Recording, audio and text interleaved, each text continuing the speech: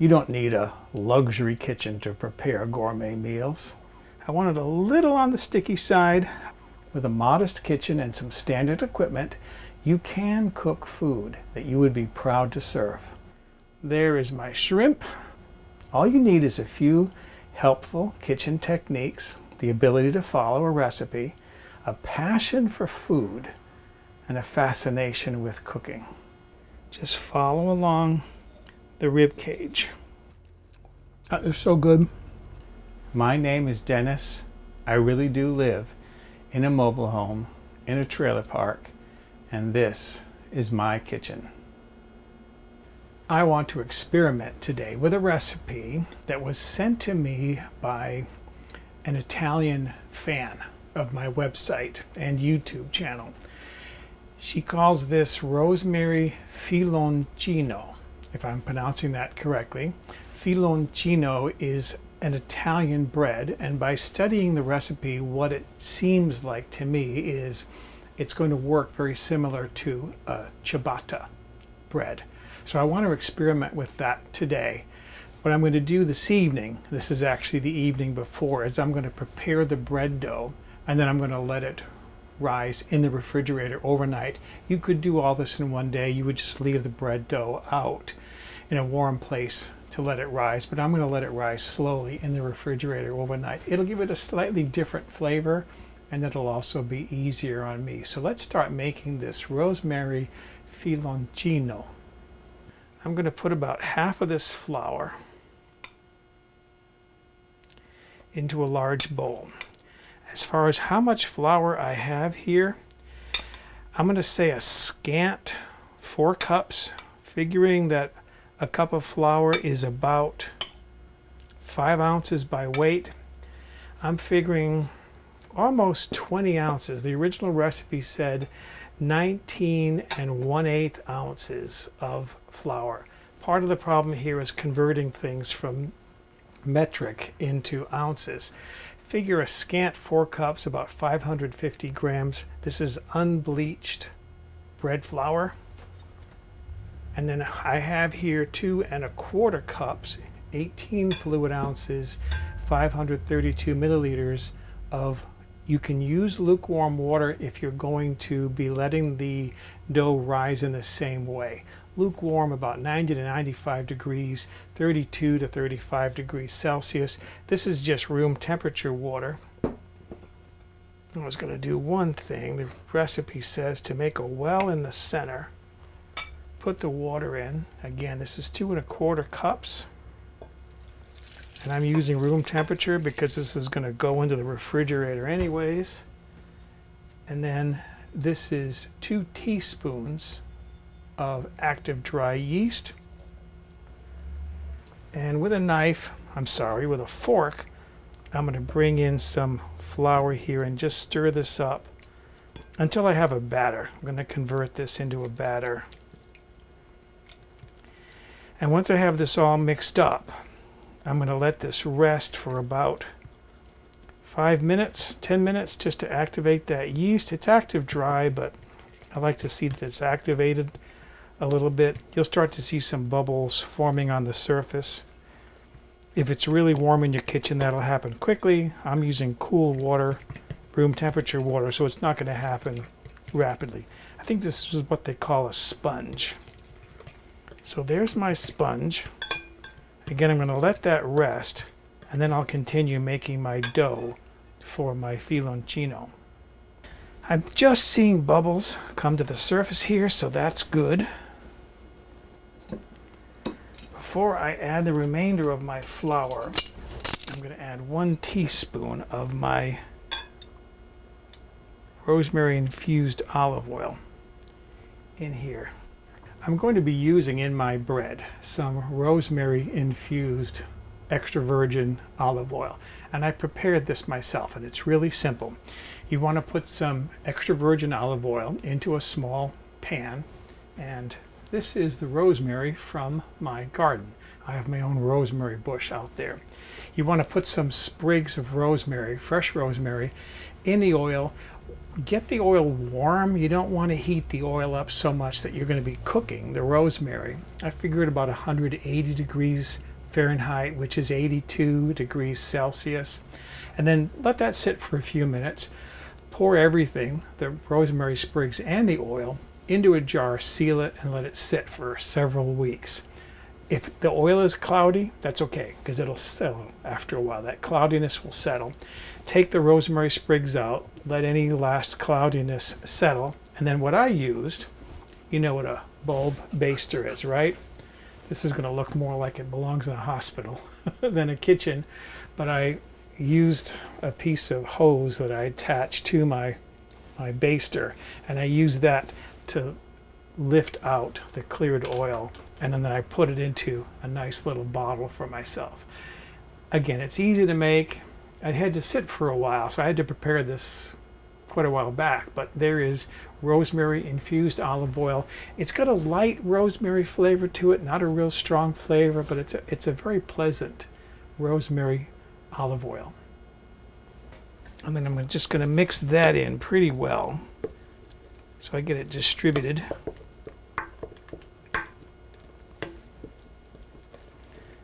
Okay, and then this is the remainder of my flour. And I have 2 teaspoons of salt. And I pulled the needles off those rosemary branches, and I ended up with, I wanted 4 tablespoons of finely chopped rosemary. This is 3 tablespoons. I've set 1 tablespoon aside because I'm going to be using that for garnish. But those 3 tablespoons are going to go into the bread. And then I'm just going to start mixing this up. This will take a minute or two. Okay, this has come together here. But one thing the recipe did say is that this could be too wet, which does look wet to me, and you can therefore add up to 1/4 of a cup additional flour. I'm going to put half that in and continue mixing. It should be a sticky dough, not a batter.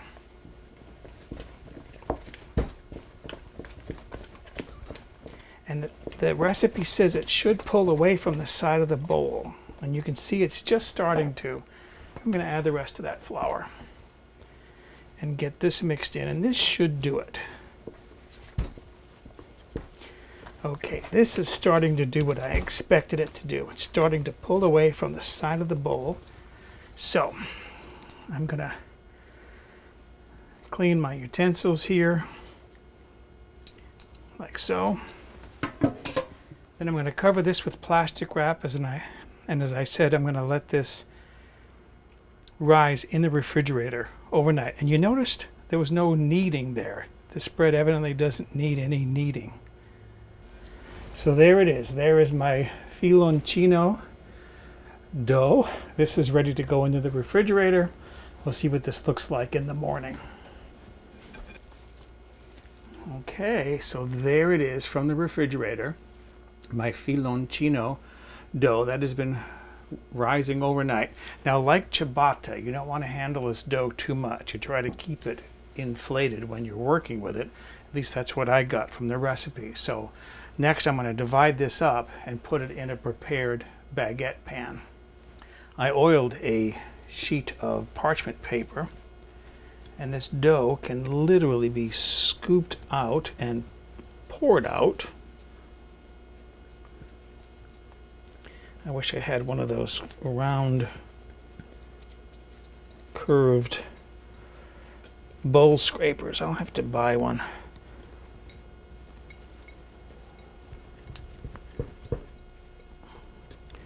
Okay.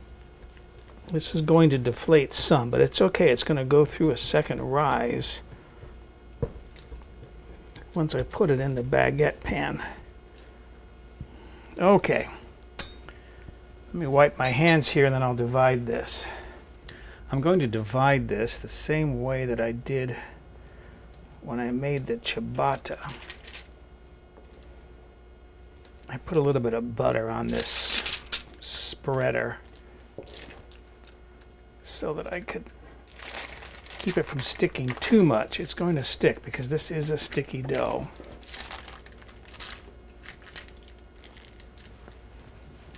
As you can see, there's the idea right there. Okay. And what I want to do is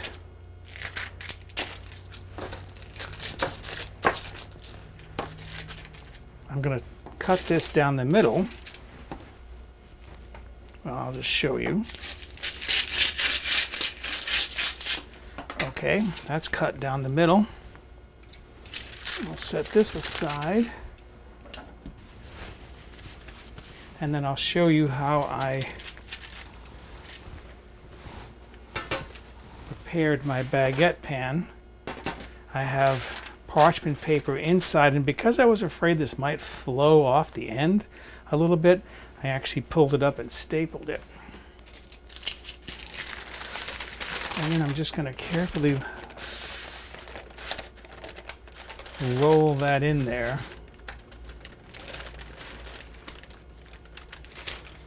Like so. Just shape it a little bit with my fingers. Same thing with this dough.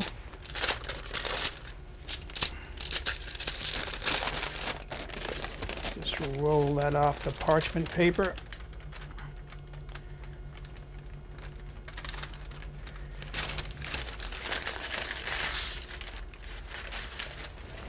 Into my baguette pan, and again do some shaping here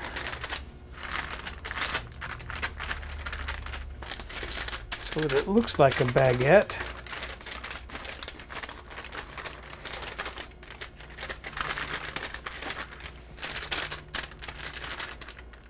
Okay, now I'm going to cover this with plastic wrap and again let this rise. I would say it's kind of cold from the refrigerator, so I'm going to say probably this is going to require a good 45 minutes to an hour before this is nicely risen, because it has to warm up first. One thing I do want to do, because the plastic will stick if I don't, I have a little bowl here and I have my rosemary-infused olive oil. And I have a pastry brush.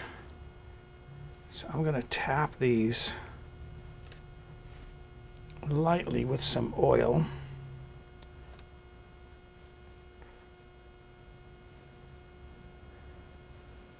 That'll add some flavor, but it'll also protect them so that the plastic won't stick and cause a mess if I try to tear it off. There. And then I mentioned at the outset yesterday when I was making the dough that I set aside some rosemary that I chopped. And I'm going to sprinkle the top with rosemary. That'll do two things.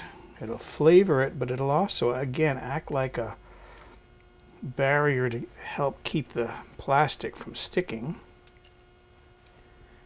to this wet dough.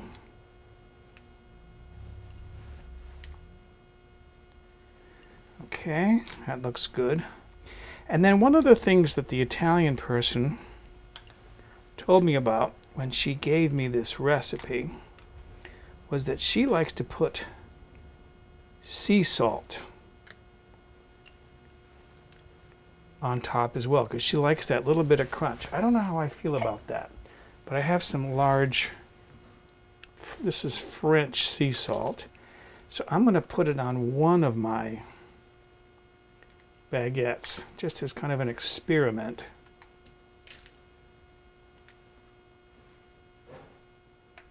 There we go. Put the lid back on that, set that aside. And I have my plastic here. And I'll cover this again and let this rise. As I mentioned, probably 30 to 45 minutes minimum for this to finish rising. Okay, this is now ready to go into the oven. Look how easily that lifts off that dough, not sticking at all. Okay, I've been heating my oven up to 500 degrees Fahrenheit, which is 260 degrees Celsius. And I have a small pan in the bottom of the oven that I'm going to put some ice cubes into. That'll give me a moist oven. I'm going to bake these for 5 minutes at 500 degrees, and then I'm going to reduce my oven temperature to 400 degrees Fahrenheit, which is 200 Celsius. To finish the baking, that should take 20 to 25 minutes. Here is my Rosemary Filoncino out of the oven. These baked for a total actually of 30 minutes because they were 5 minutes at 500 degrees Fahrenheit, 260 Celsius, and I did go 25 minutes at the 200 degrees Celsius because I felt as though they were going into the oven a little too cold. Now I'm going to transfer these to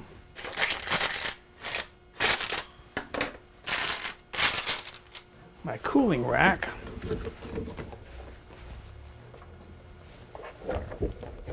By doing this, slide these off, take this away. Beautiful. Look at that. Beautiful loaves of bread. I'm going to let these cool and then I can cut into them and see what they taste like. So my bread now has thoroughly cooled. I want to cut into this and see what it looks like on the inside.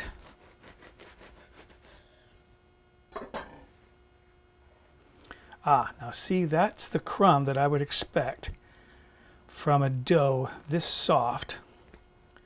I'm going to cut a little slice for myself so I can taste it. And the rest of this I'm going to give away. My neighbors do well here. All right, let's taste that and see what it tastes like. Very tender bread, and it very much reminds me, the crumb reminds me of a ciabatta.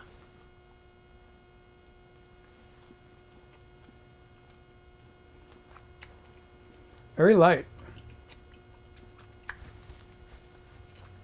A very delicate rosemary flavor to it, not overpowering. I was afraid when I was putting all that rosemary in it that it was going to have an overpowering flavor, but it doesn't.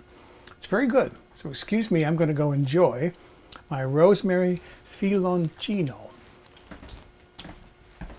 For a printable PDF copy of this recipe with step-by-step photographs, visit the White Trash Cooking website and look on the home page or in the recipe archive.